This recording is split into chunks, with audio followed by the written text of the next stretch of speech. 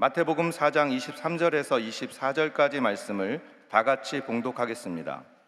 예수께서 온 갈릴리에 두루 다니사 그들의 회당에서 가르치시며 천국 복음을 전파하시며 백성 중에 모든 병과 모든 약한 것을 고치시니 그의 소문이 온 수리아에 퍼진지라.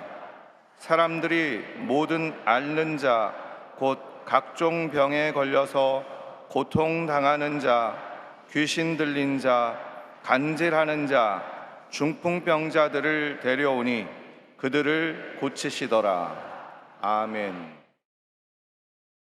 인사 나누겠습니다. 오늘은 참으로 좋은 날입니다. 우리 모두에게 좋은 일이 일어납니다.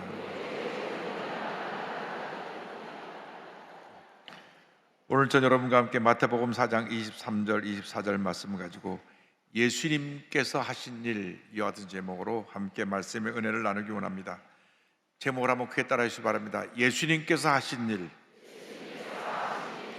예수님께서 하신 일. 이 세상 살아가는 수많은 사람들이 마음의 병, 육신의 병을 앓고 있습니다. 삶이 좀 여유가 생기고 풍요로워진 것 같은데 오히려 마음의 공허감을 메울 길이 없어서 갖가지 중독에 빠집니다. 알코올 중독, 도박 중독, 최근에는 이 마약이 범람해서 마약 중독에 빠진 사람들이 생겨나고 있습니다. 그리고 이 정신질환도 심각해서 질병관리청 조사에 따르면 우울증 환자가 계속 증가하고 있는데 2017년도 69만 1164명이었던 것이 2021년 93만 3,481명으로 35.1%가 증가했는데 연평균 7.8%씩 증가했고, 총 진료비도 2017년 3,038억 원에서 2021년 5,271억 원으로 73.5%, 연평균 14.8%가 늘어났습니다. 지금 아마 우울증 환자가 100만 명 훨씬 넘어섰을 것입니다. 어떻게 이 같은 마음의 병, 육신의 병에서 노연함을 받을 수 있겠습니까? 물질이 우리의 모든 문제를 해결해 주지 못합니다. 물질이 풍요함을 가져올수록 마음의 공허함도 깊어지는 것입니다. 우리를 마음의 병에서, 육신의 병에서 고쳐주실 분은 우리의 구세주 예수 그리스도 한 분밖에 없습니다. 온 인류의 희망 되신 예수 그리스도께서 우리를 모든 질병에서 노연함 받게 만들어 주실 것입니다. 예수님께서 2000년 전에 이 땅에 오셔서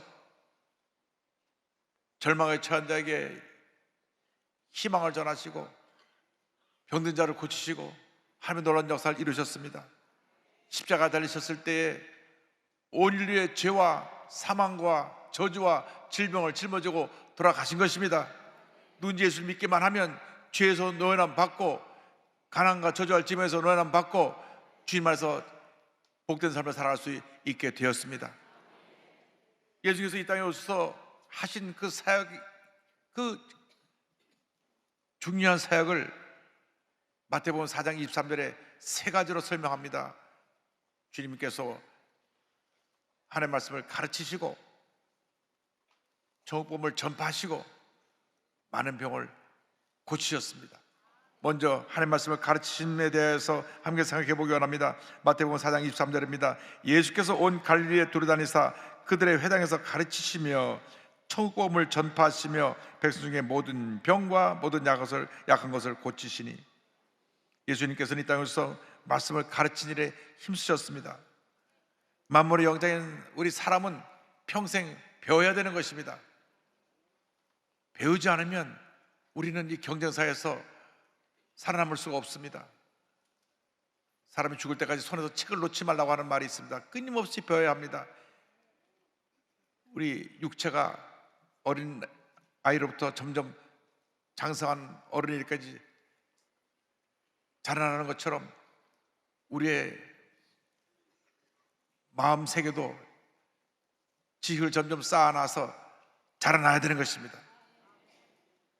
예수님과 나서 우리가 영적으로 날마다 더 건강하게 더 성숙해 나가는 우리 모두가 되어야 되는 것입니다. 예수께서 오셔서 많은 무리들 앞에서 말씀을 가르치기도 하시고, 때로는 예수님의 제자들 앞에서 말씀을 가르치기도 하셨습니다. 공생의 초기에 많은 사람들 앞에서 갈릴리 언덕에서 가르친 말씀을 산상수훈이라고 합니다. 마태복음 5장, 6장, 7장에 그 말씀이 나와 있습니다. 예수님 말씀이 얼마나 권세가 있었던지 당시 유대교의 율법 선생님들이 깜짝 놀랐습니다. 왜냐하면 자기들이 가르치는 그런 가르침과는 달리 주님 말씀에 권세와 능력이 있었기 때문입니다.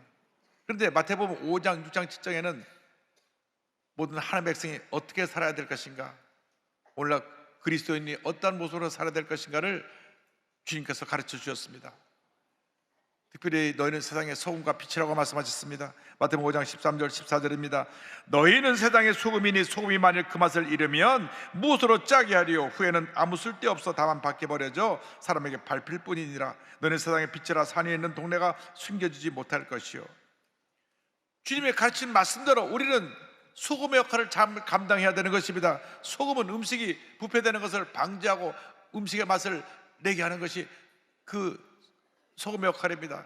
우리가 이 세상이 죄로 인해 부패되는 것을 막아내는 소금의 역할을 감당해야 됩니다. 예수 믿는 사람이 바르게 살아야 됩니다. 그래서 이 세상에 죄악이 만연하지 못하도록 우리들이 가는 곳마다 어두운 세상에 소금이 되어서 부패하고 썩어지고 망가져가는 것을 방지하고 막아내는 역할을 감당해야 되고, 절망에 처한 사람들의 꿈과 희망을 주고 인생을 행복하게 살게 만들어주는 행복의 전도사들이 되어야 되는 것입니다.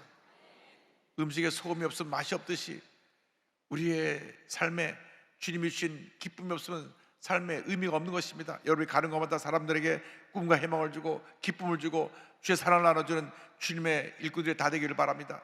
나아가서 우리는 빛의 역할을 감당해야 됩니다. 빛은 어둠을 밝히는 것입니다. 이 세상이 너무나 어두워졌습니다. 우리 예수 믿는 사람들이 빛을 제대로 밝히지 못하고 우리도 빛이 희미해져 가니까 세상이 이 죄로 뒤덮여버리고 말게 되는 것입니다. 우리가 빛을 발해야 됩니다. 흑암에서 물리쳐야 되는 것입니다. 절망에 처한 사람들에게 희망을 주고 상처 입은 사람을 위로해주고 저들에게 용기를 주며 저들을 살려내는 역할을 우리가 감당해야 되는 것입니다. 이 세상에 만연한 죄악의 모습이 더 이상 더 뿌리내리지 못하도록 사랑의 빛, 치료의 빛, 은혜의 빛을 바라는 우리 모두가 되기를 간절히 소원합니다. 그래서 공생의 초기에는 이 마태복음 5장, 6장, 7장에 우리 그리스도인들이 어떻게 살아야 될 것인가, 삶의 기본 원리를 가르치셨다고 하면, 공생의 마지막 가르치심에는 예수님의 제자들을 모아놓고 예수님의 제자들, 예수님의 일꾼들이 어떤 삶을 살아야 될 것인가를 가르쳐 주셨습니다. 다락방 강화라고 하는데, 십자가 달리시 전날 밤 다락방에서 12명의 제자들을 놓고 전하신 말씀이 요한복음 14장, 15장, 16장에 나옵니다. 여기서 예수님께서 이제 본인이 천국을 가서 다시 우리를 그곳으로 데려가실 것을 말씀하시면서 예수님의 사역을 계속 계승해 나아갈 자로서 우리에게 성령을 보내준다고 말씀하셨습니다. 요한복음 14장 16절입니다. 내가 아버지께 구하겠으니 그가 또 다른 보혜사를 너에게 주사 영원토록 너희와 함께 있게 하리니. 15장 26절입니다. 내가 아버지께로부터 너에게 보낼 보혜사 곧 아버지께로부터 나오시는 진리의 성령이 오실 때 그가 나를 증언하실 것이요. 우리에게 성령을 보내주셔서 성령께서 주의 말씀을 깨닫게 하고 주의 말씀을 지켜 행하게 하신다고 주님 말씀하셨습니다. 지금 우리는 성령 시대에 살고 있습니다. 우리 예수 믿고 나면 우리 마음 가운데 성령이 임하는 것입니다. 성령의 충만을 받아서 우리 세상에 나아가 하나님의 영광을 나타내는 주님의 귀한 일꾼이 되어야 합니다. 많은 사람들이 절망에 처해서 우리에게 손짓하고 있는 것입니다. 그래서 우리 예수 믿는 사람들이 이 삶에 가장 없어는 안 될 귀한 하나님의 자녀로서 세상의 소금과 빛의 역할을 감당하며 성령의 능력으로 세상을 변화시켜 나가는 주님의 귀한 일꾼이 되어야 할 것입니다. 이와 같은 삶을 살아가는 여러분 되시기를 주님의 이름으로 축원합니다. 예수님께서는 둘째로 천국을 전파하셨습니다. 4장 23절에 성경을 말씀합니다. 예수께서 온 갈릴리에 두루다니사 그들의 회당에서 가르치시며 천국복음을 전파하시며 백성 중에 모든 병과 모든 약한 것을 고치시니, 가르치시고 천국복음을 전파하셨습니다. 예수님께서 죄와 사망 가운데 절망의 삶을 살아가던 우리에게 오셔서 구원의 문을 열어주셨습니다. 누구든지 예수 믿기만 하면 죄에서 은혜를 받고 주님의 주신 은혜로 말미암아 영생을 얻고 이 땅에 사는 동안 주님의 은혜 가운데 살다가 이 세상을 마치는 그 순간 영원한 세계 저 천국으로 인도함을 받게 되는 것입니다. 많은 사람들이 우리에게 내가 구원의 길이라고 얘기하지만 신천지 교주도 JMS의 교주도 참된 구주가 아닙니다. 그들을 따라가면 마오마입니다. 예수께서 친히 말씀하셨습니다. 요한복음 14장 6절에 내가 곧 길이요 진리요 생명이니 나로 말미암지 않고는 아버지께로 올 자가 없느니라. 주님 말씀하신 것입니다. 그렇습니다. 예수님만이 길이 되시고 진리가 되시고 참 생명이 되시는 것입니다. 다른 길이 없습니다. 예수님만이 유일한 구원의 길입니다. 다른 진리가 없습니다. 예수님만이 참 진리가 되시는 것입니다. 이 세상에 있는 생명은 지나가는 생명이지만 예수님이 주신 생명은 영생입니다. 예수를 믿으면 우리에게 영생을 선물로 주시는 것입니다. 하루는 밤에 예수님께 니고데모라고 하는 사내들인 공의의 의원이 찾아왔습니다. 그는 율법학자요 선생님이었습니다.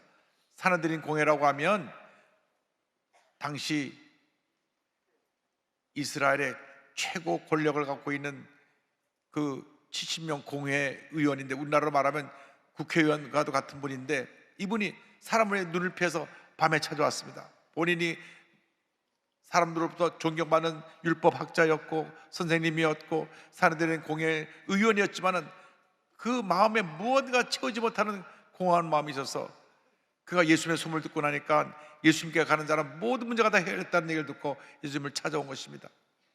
그때 예수님께서 그 니고데모 한 사람을 앉혀놓고 성경 전체 요절이 되는 요한복음 3장 16절을 말씀해 주셨습니다. 하나님이 세상을 이처럼 사랑하사 독생자를 주셨으니 이는 그를 믿는 자마다 멸망하지 않고 영생을 얻게 하려 하심이라. 이 말씀을 니고데모가 아멘으로 받았습니다. 그날로 그는 예수 믿고 그리스도인이 됐습니다. 그는 그의 신분 때문에 드러내놓고 예수를 믿지 못했지만은 끝까지 예수 믿는 자로서 주님의 사역을 지지하고 주님의 사역의 증인으로서 그는 남아있었던 것을 우리는 기억합니다. 그렇습니다. 예수님만이 우리의 구주가 되시는 것입니다. 아무리 세상 권력을 다 가졌다고 할지라도, 아무리 돈을 많이 가졌다고 할지라도, 아무리 많이 배웠다고 할지라도 예수님이 없으면 그것은 텅 빈 인생인 것입니다. 그에게 다가오는 절망, 고통, 괴로움을 이길 수가 없는 것입니다. 예수를 만난 사람마다 그 인생이 변화되었습니다. 새 삶을 얻게 되었습니다. 주님 지금도 우리를 부르고 계십니다. 수고하고 무거운 짐지자들아 다 내게로 오라, 다 내게로 오라, 다 내게로 오라. 내가 너희를 쉬게 하리라. 어떤 무거운 짐을 지었든지 그 짐을 주 앞에 내려놓으시기 바랍니다. 우리가 주 앞에 내 마음의 짐, 생활의 짐, 육신의 짐, 질병의 짐을 내려놓을 때 주님께서 우리를 모든 절망에서 자유케 하시고 우리 마음에 평안함을 넘치게 부어줄 것입니다. 그러므로 우리가 예수를 믿고 난 다음 우리가 이 구원의 은혜를 감사하며 믿지 않은 수많은 영혼들에게 예수 그리스도의 복음을 전해야 되는 것입니다. 주님께서 우리에게 분부하신 것이 복음을 전하라고 하는 것입니다.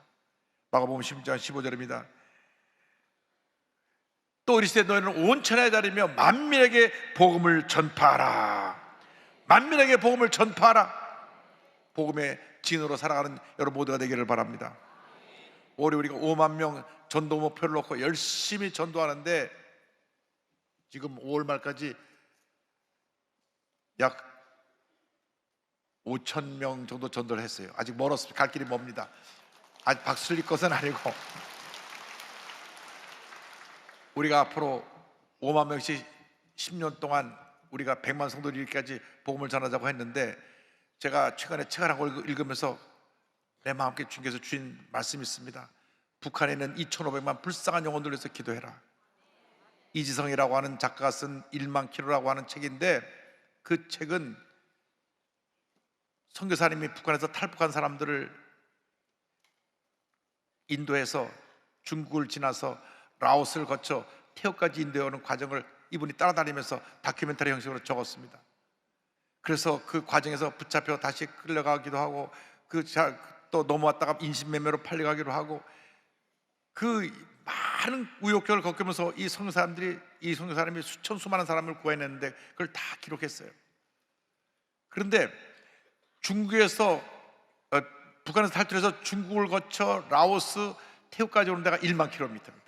며칠이고 그 산 넘고 넘어와서 거기 도착을 하면, 태국에 딱 오면 거기서 불법 체류자로 신고를 하고 잡혀서 감옥에 가면 그 다음에 한국으로 오게 됩니다. 할렐루야. 그래서 그 일을 한 선교사님이 수많은 사람들을 구원해냈는데, 북한의 2,500만은 지금도 예수님이 누군지 모르고 절망 가운데 살고 있습니다. 말할 수 없는 고통 가운데 살고 있습니다. 지금 북한에 기근이 들어서 지금 아이들이 나가서 시장에서 바닥에서 뭘 집어먹는 꽃제비들이 늘어나고 있고, 기아 상태로 죽어가는 사람이 늘어나고 있습니다. 지금 북한이 이 경제적인 어려움으로 말미암아 전체가 흔들리고 있습니다. 주여, 북한의 문을 열어주셔서 복음이 들어가게 하여 주시고, 복음이 들어가 저들을 살리게 하여 주옵시고, 그래야 남북이 예수 그리스도의 십자가 복음으로 통일되는 역사가 있게 하여 주시옵소서. 어떠한 힘으로 능력으로 되지 않습니다. 오직 예수 그리스도의 복음만이 북한을 살리고 북한을 변화시키고 남과 북을 하나 되게 만드는 놀라운 기적을 가져오게 될 것입니다. 그러므로 우리가 이 복음을 전해야 되는 것입니다. 나가서 셋째로, 예수님은 모든 병과 약한 것을 고치셨습니다. 마태복음 4장 23절입니다. 예수께서 온 갈릴리에 두루다니사 그들의 회당에서 가르치시며 천국복음을 전파하시며 백성 중에 모든 병과 모든 약한 것을 고치시니, 예수님께서 공생하신 사역 가운데 3분의 2가 병을 고치신 일이었습니다. 많은 병자들이 예수님께 몰려왔는데 한 사람도 예의 없이 예수님 만난 사람이 다 병을 고침받았습니다. 마음의 병을 고침받고 육신의 병을 고침받고 건강한 몸이 되어서 저들이 돌아갔습니다. 예수님께서 병을 고친다는 소문이 퍼지자 수많은 사람들이 몰려왔습니다. 마태복음 4장 24절은 설명합니다. 그의 소문이 온 수리아에 퍼진지라 사람들이 모든 앓는 자, 곧 각종 병에 걸려서 고통당하는 자, 귀 들린 자, 간절한 자, 중풍자들을 데려오니 그들을 고치시더라. 그들을 고치시더라. 그들을 고치시더라. 할렐루야. 하루는 한센병 환자가 예수님 앞에 찾아 나왔습니다. 당시 한센병, 나병 환자들은 치료받을 수 없는 병이기 때문에 격리되어 살아야 됐습니다. 그래서 사람 근처에 오지 못합니다. 만약에 사람들이 모르고 근처에 나가면 나는 부정하다 외쳐야 했습니다. 만약 그들이 사람들인데 나타나면 돌을 던져서 그가 돌에 맞아 죽을 수도 있는 그런 위험에 처하게 됐는데, 그는 죽음을 무릅쓰고 자기의 병을 고침받기 위해서 예수님께 나왔던 것입니다. 그때 예수께서 그에게 손을 대어 안수하시고 병을 고쳐주셨습니다. 마태복음 8장 3절입니다. 예수께서 손을 내밀어 그에게 대시며 이르시되 내가 원하노니 깨끗함을 받으라 하시니 즉시 그의 나병이 깨끗하여 진제라. 할렐루야. 나병에서 노염을 받은 것입니다. 날 때부터 맹인이 되어 평생 거주로 밖에 살 수 없던 불쌍한 영혼들이 주 앞에 나와서 눈을 뜨게 해달라고 외쳤습니다. 마태복음 9장 27절입니다. 예수께서 거기에서 떠나가실 때 두 맹인이 따라오며 소리질러 이르되 다윗의 자손이여 우리를 불쌍히 여기소서 하더니, 예수께서 저를 불쌍히 여기시고 가서 손을 대어 안수하시고 말씀하셨습니다. 내 믿음대로 될지어다. 그때 그들의 눈이 뜨게 된 것입니다. 주님이 우리를 불쌍히 보시면 기적은 일어나는 것입니다. 문제 해결되는 것입니다. 사람을 찾아다니지 말고 예수님 앞에 나와서 주님 나를 불쌍히 여겨 주시옵소서 기도하는 여러분 되기를 바랍니다. 여러분의 개인의 문제, 가정의 문제, 생활의 문제, 모든 문제를 주님이 해결해 주시고 마음의 병, 육신의 병을 주님이 다 치료해 주실 것입니다. 주님이 우리를 불쌍히 보시면 모든 문제가 해결됩니다. 어린 딸을 잃고 눈물 흘리는 회당장 야이로의 딸을 예수님이 살리시고, 또 일찍이 남편을 여의고 아들 하나 의지하고 살고 있던 그 아들이 죽은 나인성 과부, 그 아들도 살려주시고, 예수님이 마르다 마리아의 오라버니 나사로도 살려주셨습니다. 모든 병자를 고치셨을 뿐만 아니라 사랑하는 가족을 잃고 눈물 흘리는 그들의 자녀들을 살려주신 것입니다. 주님은 살리시는 분이십니다. 치유하는 분이십니다. 예수님은 우리들이 가는 곳마다 사람을 살려야 되는 것입니다. 사람을 치료해야 되는 것입니다. 세상을 변화시켜야 되는 것입니다. 예수 그리스도는 언제나 오래나 영원토록 동일하십니다. 그 예수님을 우리가 믿고 만날 때 하나님의 은혜가 임합니다. 예수님이 땅에 오셔서 우리의 질병을 짊어지고 돌아가신 것입니다. 예수님 오시기 700년 전에 이사야 선자가 이사야서 53장 5절에 이와 같이 예언했습니다. 그가 찔림은 우리의 허물 때문이요 그가 상함은 우리의 죄악 때문이라. 그가 징계를 받음으로 우리는 평안을 누리고 그가 채찍에 맞음으로 우리는 나음을 받았도다. 할렐루야. 교회는 병원입니다. 교회에 나오는 모든 사람이 마음의 병도 치료받고 육신의 병도 치료받아야 되는 것입니다. 교회에서 병 고치는 것이 사라지면 교회는 그 문을 닫아야 되는 것입니다. 왜? 교회가 병원인데 병원에서 병을 못 고치면 우리가 갈 곳이 없는 것입니다. 세상의 병원들이 육신의 병을 고친다고 하지만 못 고치는 병이 얼마나 많은지 모릅니다. 불치병이 얼마나 많은지, 또 의사가 병명도 모르는 희귀병들이 요즘 너무나 많이 있습니다. 며칠 전에 제가 영락교회 이문성 목사님하고 아침 식사를 같이 나누면서 얘기 나누는 시간이 있었는데, 왜 그 미팅을 가졌냐면 이 언더우드 선교사님 아드님 되는 부인이 세상을 떠났는데 죽기 전에 나는 꼭 내 남편에 같이 묻어달라고 하는 유언을 해서 그 6월에 한국에 왔습니다. 근데 6월에 한국에 왔는데 그것을 양화진에 묻어야 되는데 그 절차상 여러 가지 좀 어려움이 있어갖고 좀 우리 교회 지도자들이 좀 도와줘서 그곳에 묻히게 해달라 그래서 연세대학교 청년님하고 모여서 미팅을 했습니다. 근데 이문성 목사님 그날 갑자기 간증을 하시는 거예요. 제가 어릴 때 희귀병에 걸렸습니다. 목이 돌아가고 몸이 마비가 됐는데 병원에서 병명도 모르고 저는 평생 그렇게 이게 몸이 마비돼가지고 그렇게 환자로 지낼 수밖에 없었던 상태입니다. 약도 없고 치료도 되지 않냐고. 그런데 서대문에 순복교회 가면 병을 고친다는 얘기를 듣고 제가 수요일날 저녁에 그 예배 참석했습니다. 그런데 조영기 목사님께서 설교를 다 마치고 신유기도 시간에 오늘 이 자리에 희귀병으로 몸이 마비돼서 온 사람 고침을 받았습니다. 근데 본인이 저거 4개다고 아멘하고 일어났답니다. 할렐루야. 아멘하고 일어나서 보니까 자기 혼자밖에 안 일어났더래요. 근데 그날 그 순간 그의 병이 고침받았습니다. 할렐루야. 지금까지 저를 여러 차례 봤는데 왜 지금 와서 그 얘기를 하시는지 모르겠어요. 그리고 지금 영락교회 담임 목사님 되셔서 목회를 잘하고 계십니다.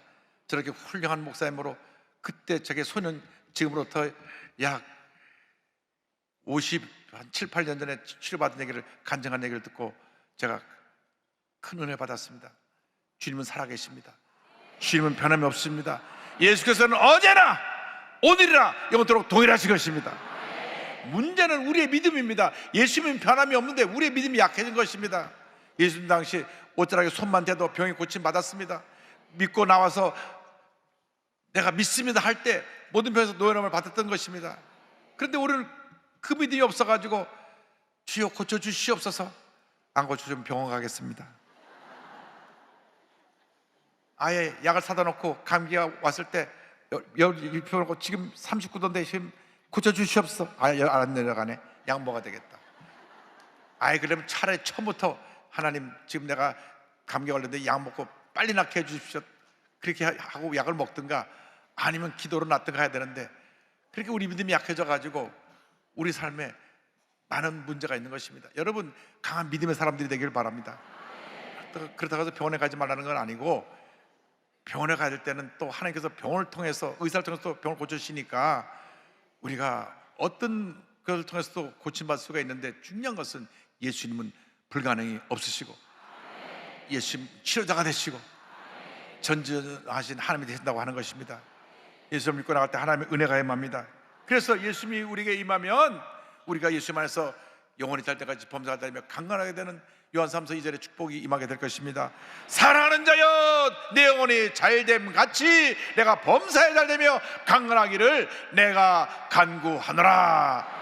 이 축복이 여러분 모두에게 마시기를 주님으로 축원합니다. 제가 최근에 하나님의 노크란 책을 저 사무실로 보내와서 읽으면서 하나님의 살아계심을 다시금 체험하고 지금 그 이야기를 간증을 하려고 합니다. 이분은 배에서 사모라는 분이 세 가지 중독에서 벗어나고 교통사고에서 살아나서 하나님께 감사드리는 그 간증을 썼는데, 식이장애, 급성 알코올 중독, 약물 중독에서 치유받아서 지금은 고등교회 사모님으로 귀한 찬양사역, 치유사역을 감당하고 있는데, 모태신앙이었던 이 베에스더 사모는 외할머니와 어머님의 뜨거운 기도 가운데 어려서부터 무용과 발레를 했다고 합니다. 그런데 대학교 1학년 때 도서관에서 밤늦게 공부하고 집으로 오는 길에 큰 사고를 당했습니다. 내가 3대째 예수를 믿는데 어찌 이런 일이 일어나는가 하나님께 묻고 또 물었습니다. 이 같은 생각에 두려움과 공포에 빠져서 그게 자살 시도까지 합니다. 그러고 나서는 이것이 트라우마가 돼서 음식이 차오를 때까지 계속 먹고 토해내는 것, 식이장애, 폭식증입니다. 계속 음식을 먹고 그냥 꽉 차오르면 또 토해내고, 음식 먹고 또 토해내고, 또 토해내고. 그래서 이 식이장애로 인해 고통을 당하면서 잠을 자지 못하니까 잠을 자려고 술을 입에 댔는데 한 병, 두 병 계속 술을 마시다가 급성 알코올 중독이 돼갖고 알코올 중독 치료 병원에 입원해서 치료를 받고 나옵니다. 그러다 보니까 또 우울증도 오고 불면증이 하고 계속 수면제를 먹다 보니까 이제는 약이 없으면 잠을 못 자는 또 약물 중독에 빠지게 됐습니다. 그러니까 알코올 중독에, 약물 중독에 나를 구원해 분 하나님밖에 없다. 그래서 그가 하나님 앞에 사정결단으로 기도하기 시작했습니다. 일주일간 금식하면서 부르짖어 기도했습니다. 하나님 나를 살려주시옵소서, 살려주시옵소서. 눈물로 기도하고 또 기도하면서 금식할 때 하나님의 은혜가 임했습니다. 성령의 은혜가 임했습니다. 그 긴 절망의 터널을 지나고 나서 하나님이 그의 삶을 새롭게 변화시켜 주셨습니다. 그래서 이 토하는 식이 중독, 알코올 중독, 약물 중독에서 잠을 받아갖고 야, 이제 내가 새 삶을 살게 되었다 했는데 웬걸요, 8년 전에 잣길을 건너와서 뭘 꺼내다가 동전이 떨어졌는데, 사람이 동전 떨어지면 그 동전을 죽게 돼 있죠. 주스려고 나가서 딱 동전을 잡는 순간 차가 와서 들이받았습니다. 붕 떠서 떨어졌는데 그 차가 멈추지 않고 와서 그냥 까고 지나가 버렸어요. 그래가지고 갈뼈가 15대가 부러지고 갈개나리뼈가 하나 부러지고 폐는 새까맣게 멍이 들어서 피를 토하며 중간 자리에 서서 이 죽음의 자리에서 하나님을 만납니다. 하나님 말씀이 들려옵니다. 사랑하는 내 딸 에스더야, 내가 나의 때에 합력하여 선을 이룰 것이 너는 기도만 해라. 중환자에서 깨어나서 팔다리를 만지면서 하나님께 기도합니다. 하나님, 비록 이런 몸이지만 내가 살아있는 한 오직 하나님만 높이는 춤을 만들 것이고 추겠어요. 갈뼈가 15개가 부러졌으니 그 후유증, 통증 회복하는 것은 얼마나 힘들었는지 말로 다 할 수 없을 것입니다. 그런데 책을 보니까 살아있음에 감사했다. 입만 열면 감사합니다, 감사합니다, 감사합니다. 자동차가 내 일을 타고 지나갔어도 갈뼈가 15개 부서져도 살아있어서 감사합니다, 감사합니다. 여러분, 예수 믿는 사람에게 주신 축복이 바로 감사의 축복입니다. 절대 긍정, 절대 감사가 여러분의 운명을 바꿔놓는 것입니다. 감사하고 또 감사하고 또 감사했습니다. 그래서 하나님께서 그를 다시 세우셨습니다. 이제는 사모로서, 찬양사역자로서 하나님의 쓰임을 받고 있습니다. 그는 그 책 하나님의 녹회에서 이렇게 말했습니다. 중독의 문제는 사회만의 문제가 아니다. 이미 교회 안에서도 여러 형태의 중독으로 고통당하는 영혼들이 많이 있다. 전심으로 내게 녹회에 오셨던 하나님께서 여러 가지 상한 마음으로 울고 있는 사람들에게 동일한 손길로 녹화하시리라 믿는다. 중독은 부끄러운 것이 아니다. 숨기는 것이 고통이고 부끄러움이다. 하나님께서 만지시고 싶어 하신다. 그리고 반드시 고치신다. 그러므로 반드시 살아내어 하나님께서 하실 일들을 보길 바란다. 할렐루야. 모든 중독에서 벗어나시길 바랍니다. 오늘 TV 생중계로 예배드리는 여러분 가운데 전국에서 예배를 드리든지 여러분이 어떤 중독에 빠졌다면 예수를 믿고 벗어나시기 바랍니다. 알코올 중독에서, 마약 중독에서, 도박 중독에서, 게임 중독에서 어떤 중독에 빠진지 벗어나시길 바랍니다. 주님께서 참된 자유함을 얻어서 하나님의 영광에 살아가는 여러분 모두가 되길 바랍니다. 주님이 살아 계십니다. 지금도 사랑으로 우리를 돌보고 계신 것입니다. 여러분, 내가 살아있는 것이 그것이 은혜고 그것이 감사할 것이고 그것이 나의 존재 이유인 것입니다. 여러분, 살아있는 동안 주님의 은혜를 감사하며 찬양하며 하나님의 영광에 살아가는 여러분 모두가 되시기를 주님의 이름으로 축원합니다. 축원합니다. 축원합니다.